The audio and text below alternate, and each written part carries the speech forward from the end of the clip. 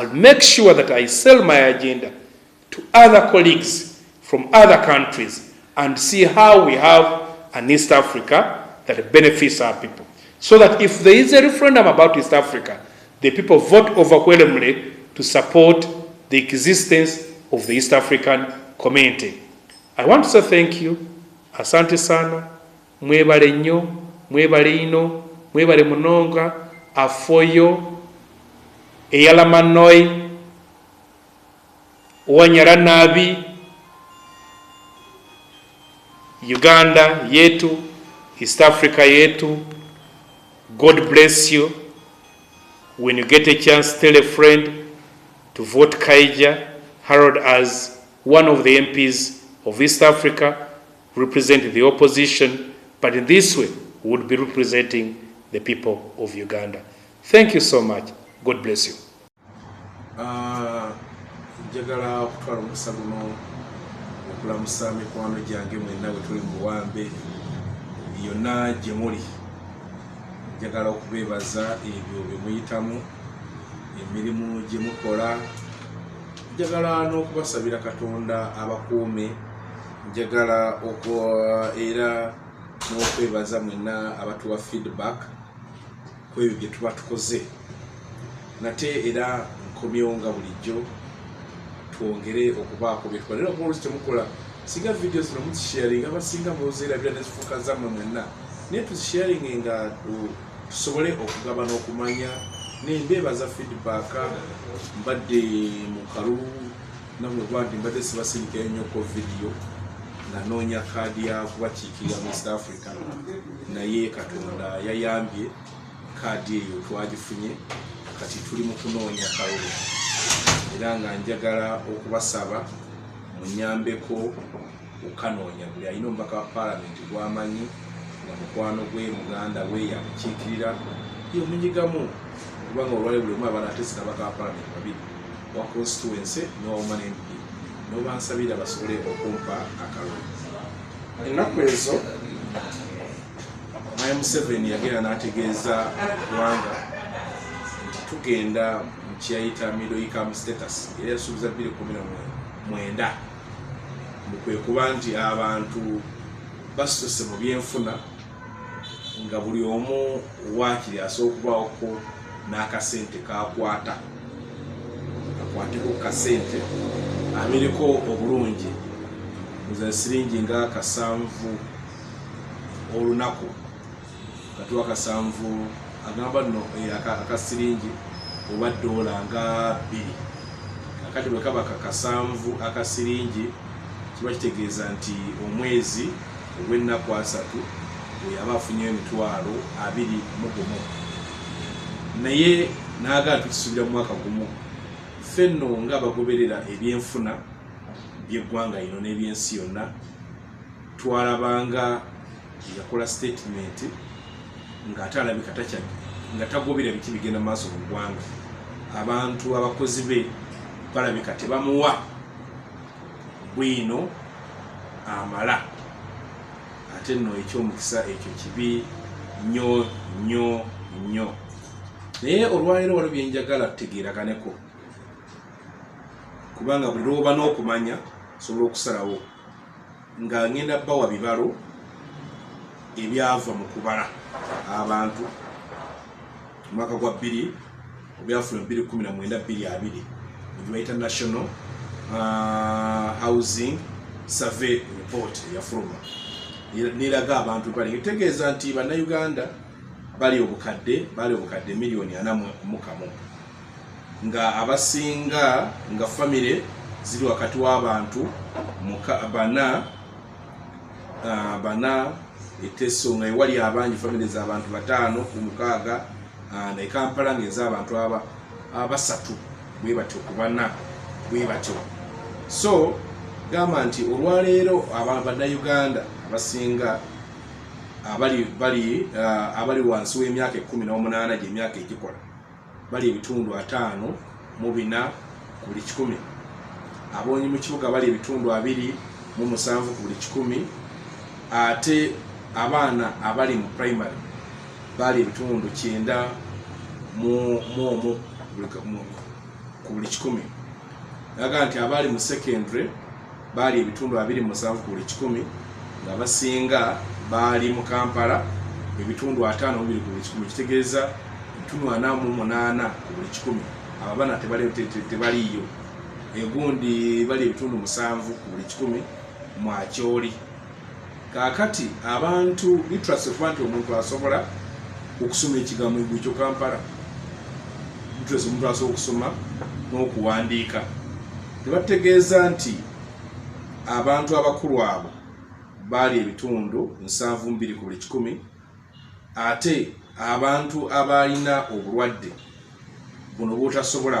obutalabika non-communicable diseases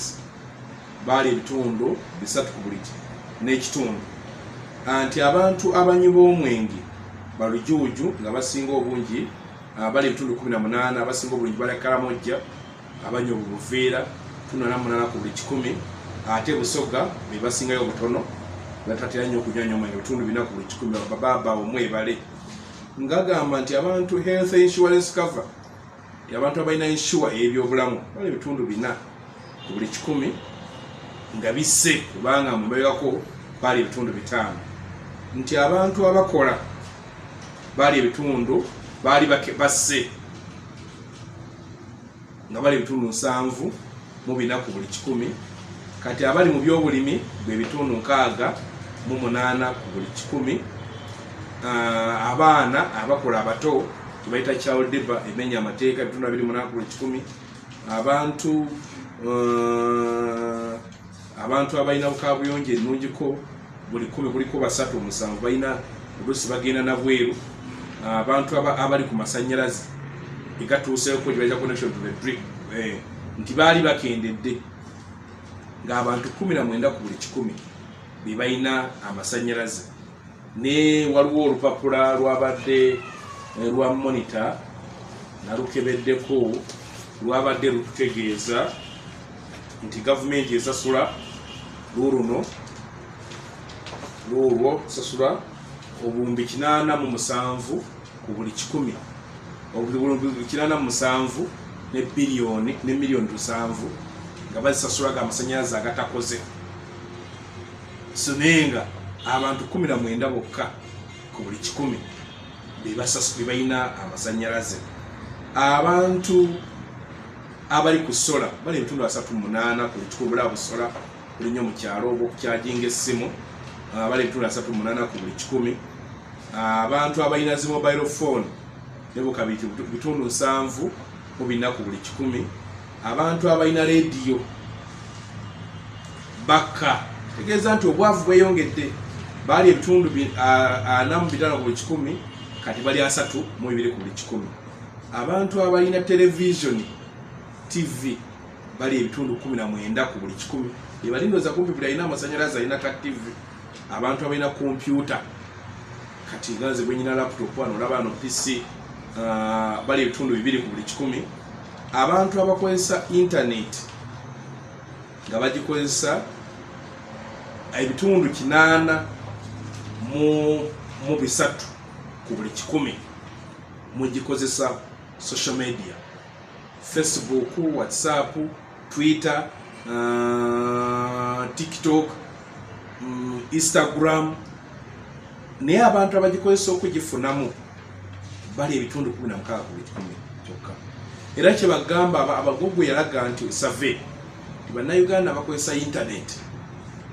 bagikozesa mu bintu 3. So okubuuza ku love omukwano, stress, ekyokusatu mubeera munoonya baserebu bammwe ne abakola mu kukolako research ffe tuli batono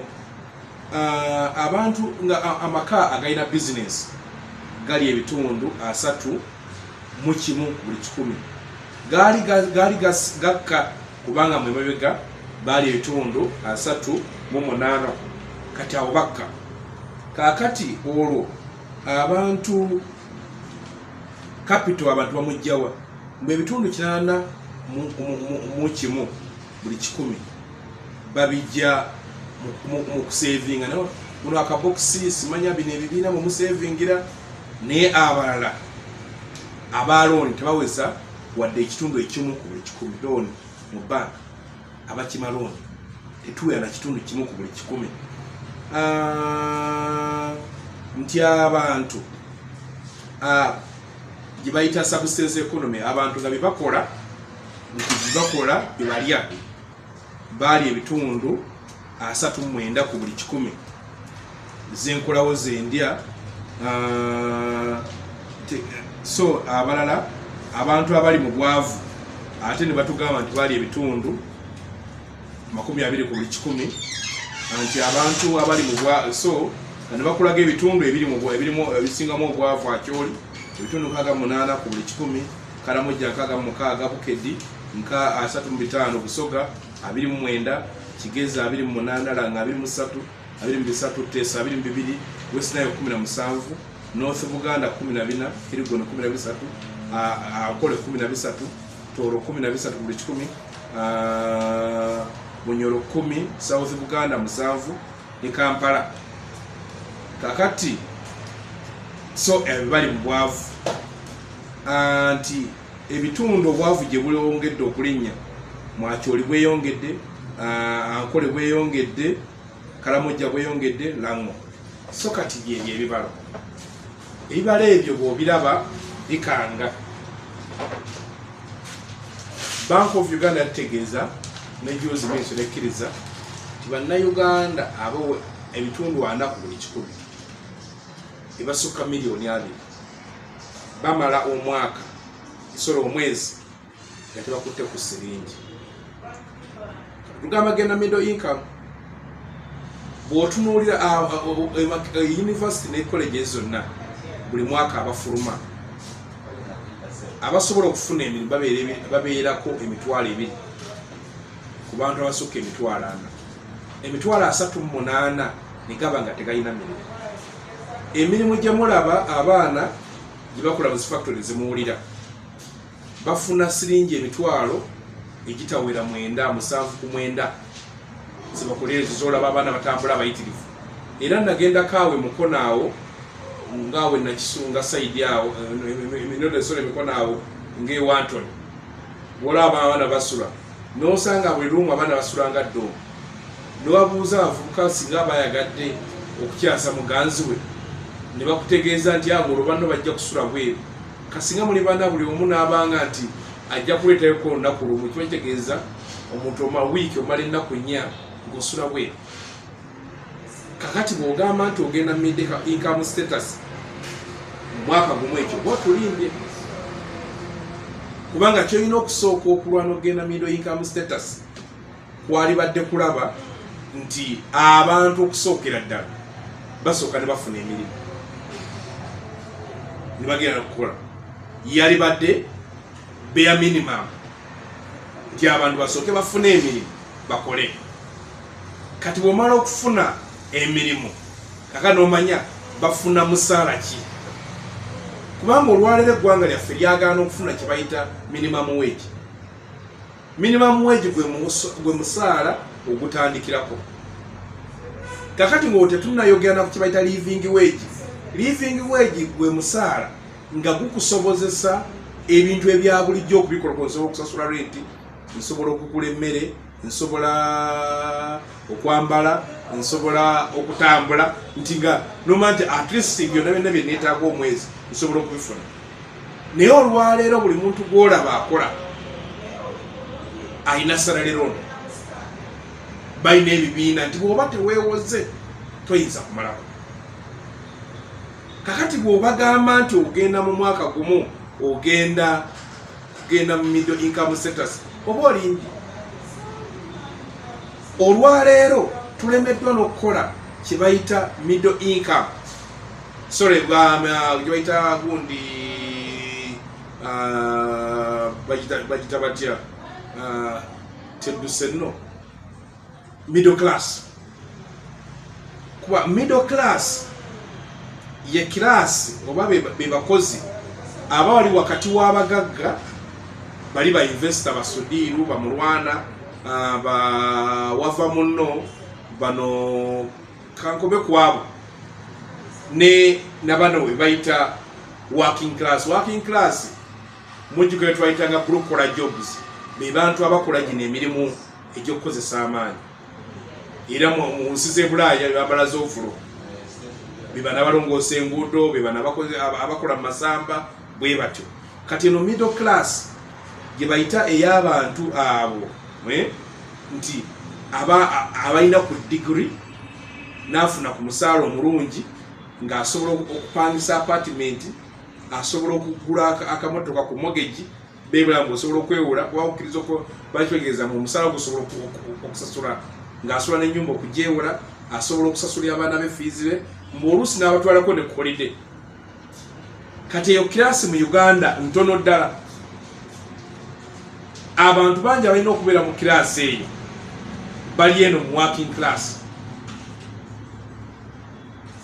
osanga omwana wa boda boda ogenda okwogera naye nga wasoma naye nalina degree abatembeeyi bangi nga basoma ennaku zombala abatembeeyera mu luzungu n'ayambala ettaayi n'ayambala ekkooti n'atama n'akwata ebina biteeka mu nsawo n'akubuuza good morning how are you I'm so and so from such and such international I am selling cups on a discount we are in a promotion weba n'ayogera oluzungu naye nga naye mutembeeyi ng'ayina degree so nga tonnakyusa bino bibalo by'enkulaze okubirinnyisa waggulu olutalo lw'okugenda mu middle income status kiyinza okutubeerera ekiwanvuko omuntu yenna alowooza ku middle income status abali Ministry of Finance, Economic Planning and Development mulina okulwana okulaba ng'ekintu kye mulowoozaako abantu kufuna mirimu then mumala okufuna emirimu ne munaba okufuna ku minimum wage mulina okulwana okulaba nti abantu ebitundu 40 ku buli 100 nabo bayingira mu cash economy twawulira nga mugamba nti muleese eno gye mwayita parish model myoga nemba running ya group bana nagenda esironke eyo ngenza okuziika ne bantegeeza mukyala ajja naye ga twayitedde sente zeyogera zeyalalizibwa zalinoza miliyoni nga 45 bwe nabuuza omubaka w'ekitundu n'antegeeza abantu balina balinga emitwalo 7 bwe twagabizaamu nga buli omu alina okufuna sente ze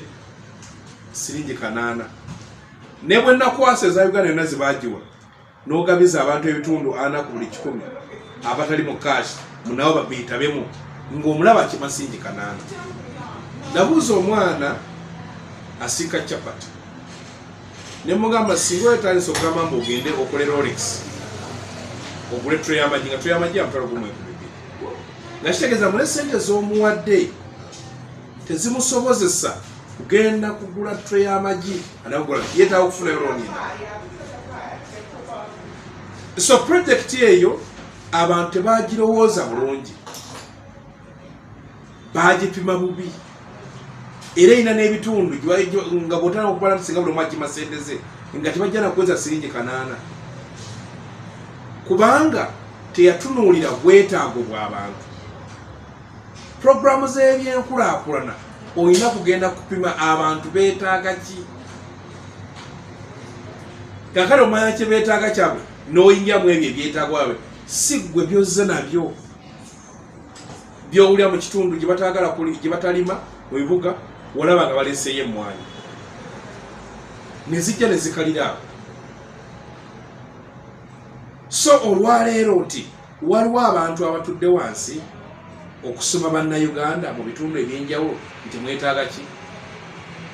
ne mubateekateeka okusinziira ku ebyo nebasomesa ebyo baagala okusoma tobasomesa ku byo byagala basome basomese ebyo baagala okusoma byoba bayigiriza ng'obalagiridde nti waliwo n'akatale kebategeera nti weekali kubanga abantu baali bigezezaako kwebagaliza mu vanira yabaaki so n'olwekyo nti middle income status gituli mu kwogerako erina okusoomoozebwa kunene okugituukako nga muli mu ggwanga eri abantu abatakola ng'ate basinga okuba ne ssente, nga muli mu ggwanga eri abantu abasinga obubbi ate nga n'omusolo tebawa. Kati obuzito bw'omusolo gwonna ne babuteeka ku abo abakozesa amaanyi ng'ate bafuna kitono, ne bawa omusolo ne balabirira bali abatono. So n'olwekyo njagala okutegeeza bannayuganda, ndowooza gwenyini gwolina okwerwanako okugenda mu middle income status, nga kyolina okulwana okukola tukiyita financial personal finance oba ne financial discipline, nti olwaleero wagula emmotoka ogyetaaga, bwali singo ennyumba ey'ebisenge ebina ogyetaaga, gwalya lanki ey'omutwalo ogumu gye weetaaga ogisobola omalako, gwacakala buli nnaku okisobola, gwalinnya booda ekifo ky'okulinnya taxi omusaala gwo oba oyitawo, kubanga ebintu ebyetaaga okulowoozaako, kuba buli lweyongera okwongera okusevinga ssente bawe olina okulwana okulaba nga ssente ozisigaza, nga kyofuna ng'ofulumyako kitono ku kyofuna. Bwe olaba nga ofulumya kinene ate nga ofuna kitono, ngaye nebyofulumyako si bye weetaaga, kigenda kubeerera kizibu, kubanga olwaleero nabino ebibalo bye mbawadde mu covid batulaga abantu 5 million beegatta ku bwavu, mwalabe baguddeyo ekonomi, abantu bangi tebanatandika na kusobola kutambula kugenda kukola, era bw'otuuka akawungeezi olaba nga tuzzeeyo era abantu bakyali mu lockdown. Saabitola abantu saawa emu tuba tukyala motoka mu kibuga, saawa 2 mulaba nga tekafiya yazzeemu. So n'olwekyo abantu ssekinnoomu tulina okwerwanako okulaba nti gwe nnyini ino middle income status ogyeteekamu ng'olinnya, kubanga kirabika abantu abateekateekera balina ebigambo ebirungi naye nga bye bapulaninga okukola bitono, batugamba ebigambo ebitasoboka nga bw'ogenda okubitemaatema onoonya kikitegeeza nga tokiraba. So middle income status bwetyo bwe kutegeeza mbu tennatuuka. Abajja ka Uganda amabuulire bulijjo mugamanyi, buli omu alina ebbanja lye. Bw'otunuulira olwaleero gavumenti sente zeefulumya, ekyatwala ssente nnyingi ng'eziteeka mu bintu nga kuwa okusasula musolo, bintu nga magye, nga ssente zennyini zibateeka mu bantu teziriiwo. Kati nga bw'otunuulira abantu abasinga obunyadala abatakwata ku ssente be bantu abali mu byobulimi, naye nga bw'otunuulira gamba ate ebyobulimi bwe bigenda ku bajeti y'eggwanga bireeta okutunutundu kwa bitundu 25 ku buli 100. Kaakati ate bwe bireeta ebitundu 20 ku buli 100 ate ne kukozesa abantu abasukka ebitundu 6 barenjinga n'emitundu nga yogenda mu 8, naye gavumenti neteekamu ekitundu kimu ku buli 100, ng'ate awo wali baddewo omulimu munene oguyamba abantu okugenda middle income status. Nga singa okutte ssente n'ogamba kale nti ewakuguni Maputo declaration yali ega baali gitwa ina Uganda gye yasayiningako, yali ega tukwate ebitundu nga 13 ku buli 100 tubiteeke mu byobulimi, kubanga tulina obudde bulungi. Tutandike okukozesa irrigation okufukirira kuli okwebyuma okutali kwabwe kyokka tuve okulimisa season tuve mu kulimisa enkumbi tukozesa zi tractor kuba production bwegenda n'erinnya kiba kitegeeza noono omulimi afuna nti abantu babeera mu kulima nti si lwakuba mbu gwa buwanga bwaffe naye nga bali mu mulimu ng'omulimu bali ku mulimu gwennyininyini twetegeeza abaana basoma ebyobulimi bafunye emirimu abavuga zi tractor bafunye abali mu marketing